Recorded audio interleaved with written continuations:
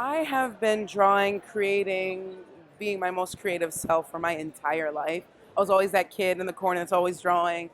When it was school, when we during school when we'd have like those class projects, and they're like, "All right, you have to go ahead and design a flyer or something," and all the kids would just be like, and I'm just like, and I was an unpopular kid. They only liked me because I was able to draw well, and then every project I had, I always got like 100, because because I put so much soul and heart into it. So when I decided to finally do my anthropomorphic characters, I got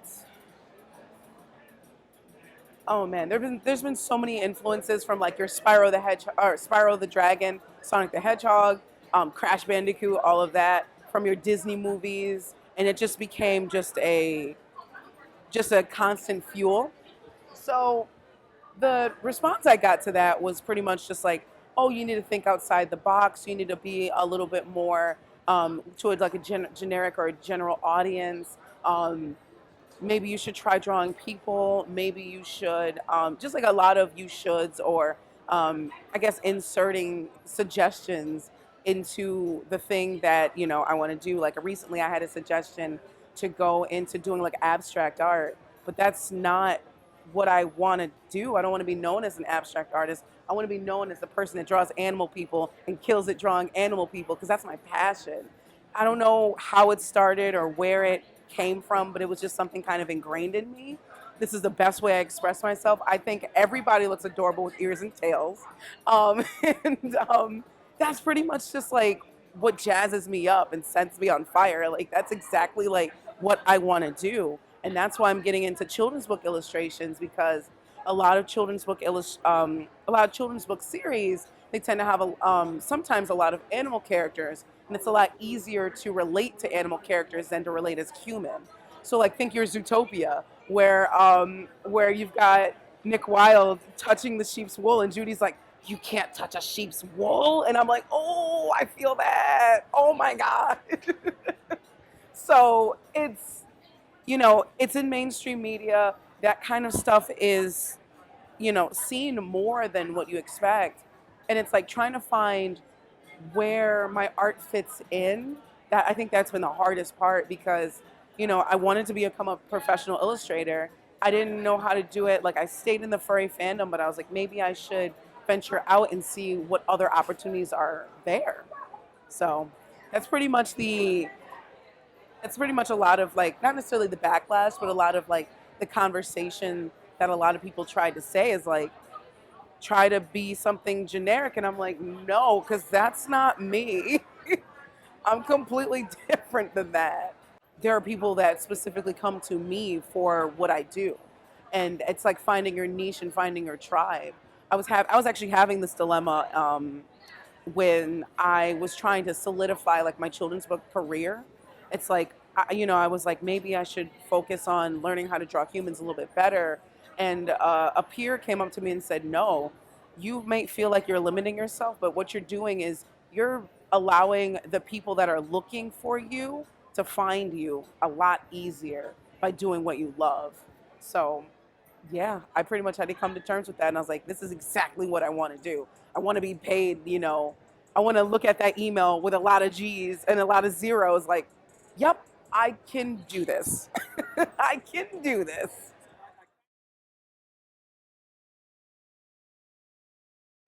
It's a little generic to say stay true to yourself, because sometimes staying true to yourself is tough, especially when everybody else is ostracizing you because of who you are, because of how you express yourself. I think one of the best things I could say is trying to find that community. For example, nowadays these kids got everything. They got BlerDCon, they've got Comic Cons. There's TV shows about cosplay. There's furry conventions. There are anime conventions. It's so much easier now to find that community. So use the internet, use your Google foo, seek out different areas of ways that you can express yourself. Talk to your mom and dad. Say, "Mom, Dad, I really want to do this. I don't need anything else for my birthday but this. You know, I don't even want a Christmas, just this, please. And, you know, or find, family members or friends that might be into that too. And just trying to find and build that little community because it's a lot easier to express yourself and feel that kind of way when you have someone else to resonate with.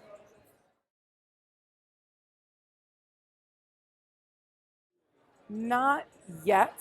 I'm preparing for when it does, but I think for the route that I'm going into, the children's book industry, um, one of the things I've noticed is that there's this like key word called diversity, and so that is like the hot new ticket item nowadays. It's like we need diverse characters, we need diverse books, we need diverse everything. Hopefully, it's not just a hot commodity and it dies out. Hopefully, it stays and it becomes a hot ticket. It becomes like a hot ticket word or phrase, and it stays that way.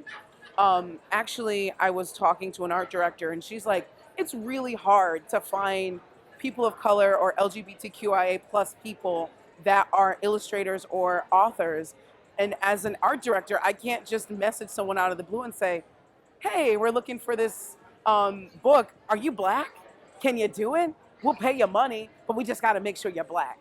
So she's like, if you are comfortable with it, put it out there. So now on my Instagram, it's just my name, an African American children's book illustrator. So they know out of the blue that I am a person of color and that I this is what I'm interested in. And if they're looking for that kind of that diverse background, go for it because now people are vehemently searching for that now. So it's really exciting to know that I can put my black card to something useful and lucrative. But in terms of the animals, I was afraid of that too. I wasn't sure how to um, express a character's blackness, so to say. But I'm able to figure it out by just like certain earrings or certain things that might be considered a little more Afrocentric. We've got like her curly hair, and I painted each individual braid in these characters. So I'm trying to figure out different ways to have these characters express it. Um, there is a series that's just been in the like brewing in my mind about like the experience that Black people have from like generalizations from other people. Like, I'm not just pretty for a Black girl. And why do you pull your purse away when I sit down next to you? Little things like that. And even like just those little microaggressions. And I wanted to have like a portrait series of like these Black seeming characters looking not exactly not exactly hurt or vulnerable, but not exactly like angry or um, like just like provoked or provoking. But there's a mix, and I can only explain it by like visuals. But I want to make that series because and just to like explore how can I figure out their blackness as characters. And one thing I'm actually learning how to do is different hairstyles too.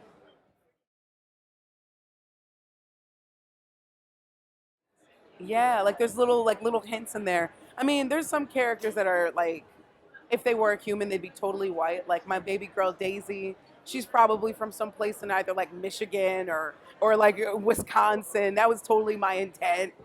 I mean, like this is she if she was if she was if a person, she'd totally be a little white girl. And that's totally fine by me. Like that's just, that was just the way that I saw her. But I'm glad that I'm glad that I'm able to like experience a bit of diversity in those characters. I was actually at a concert last night, which is partially why my voice is like dead, shot, gone, hashtag wrecked.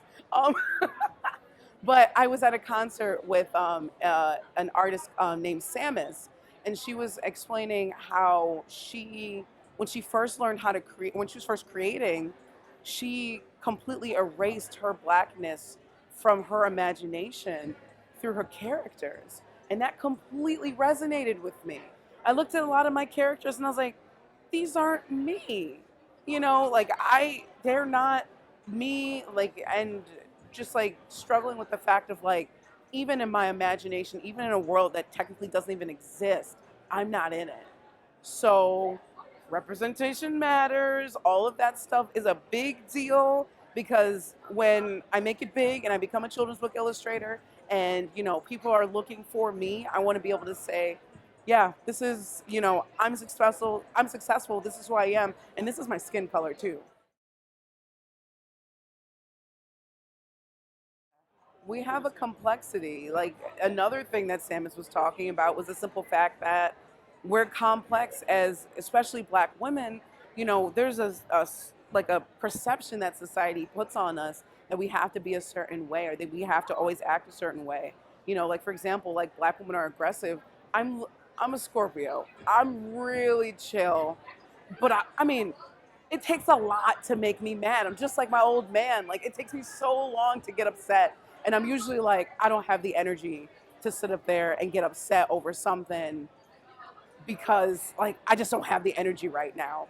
So, but one of the things that I try to do is that um, I'm very chill. I have a holistic view on things. I'm into like herbalism and witchy stuff. I'm like into like the complete like not like netherworld of what is considered a Black woman. And it's just I am not the stereotype. I'm completely different from it and like deal with it. Like that's who I am. So there's like this complexity like you can read books but you can twerk, or you can I can't by the way, so please don't ask. Y'all on the internet, please don't ask. I can't do it. But like you can like video games and you can sit up there and like rap music. Like you can like all this stuff and it's just it's we're complex people. And that's one of the things that is really important for people to know that I'm not the stereotype. And I'm also guilty of it too. Like I can look down the street on somebody and be like, oh, that person's such and such. But this convention literally taught me that like all of these people could be like from the hood, but also like nerding out on like Power Rangers and stuff. Like it's crazy. It's crazy. It like breaks down the walls and it breaks down the stereotypes and it breaks down all of my perceptions too and all of my microaggressions that I put on other people too. So we're not all perfect. And it's just it's beautiful. It's really beautiful.